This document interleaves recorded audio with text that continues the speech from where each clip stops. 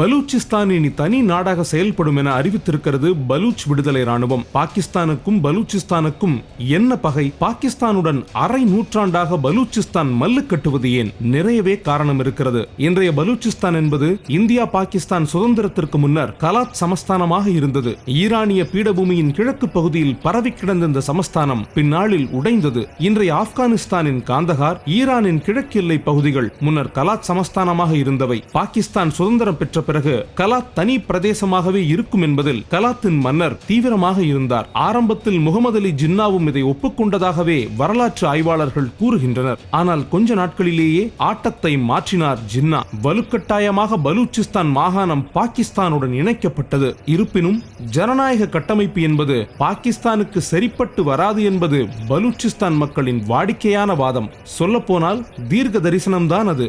ஜின்னாவுக்கு பிறகு வலுவான அரசியல் தலைவர்கள் யாரும் உருவாகாததால் பாகிஸ்தானை பாதாளத்தில் தள்ளிவிட்டது. ஆட்சி கவிழ்ப்பு அன்றாட செய்தியானது. இதையெல்லாம் நினைத்துத்தான் பலூச்சிஸ்தான் தேசியவாதிகளுக்கு பாகிஸ்தானுடன் சேர்வதில் முரண்பாடுகள் இருந்தன.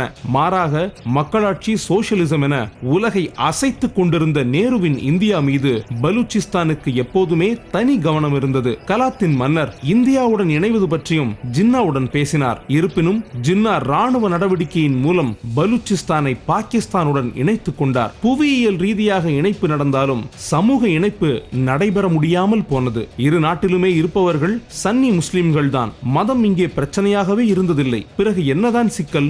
பலூச் மக்களின் ஜனநாயக தேசியவாத கொள்கைகள் பாகிஸ்தானின் இறையாண்மையுடன் ஒன்றி போகவே இல்லை. பலூச்சிஸ்தானின் தனி அடையாளம் பலூச் மொழி. அதுவும் பின்னாளில் சிக்கலுக்குள்ளானது.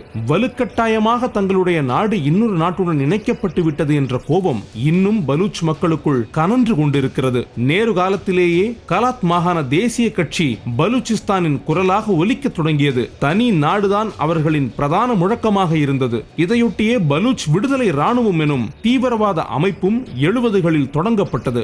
பலூச்சிஸ்தான் எனும் தனி நாட்டுக்கான அஸ்திவாரத்தை ஆயுதங்களின் மூலம் அமைக்க பார்க்கிறது இந்த பலூச் விடுதலை ராணுவம். இந்த நிலையில்தான் பலூச்சிஸ்தான் இனி தனி நாடு என அறிவித்திருக்கிறது பலூச் விடுதலை ராணுவம். தங்களை ஐநா அங்கீகரிக்க வேண்டும் என்கிற கோரிக்கையும் வைத்துள்ளனர். இது ஏற்கனவே நெருக்கடியில் இருக்கும் பாகிஸ்தானுக்கு இன்னும் தலைவலியை கொண்டு வரப்போகிறது என்பது மட்டும் மறுக்க முடியாத உண்மை.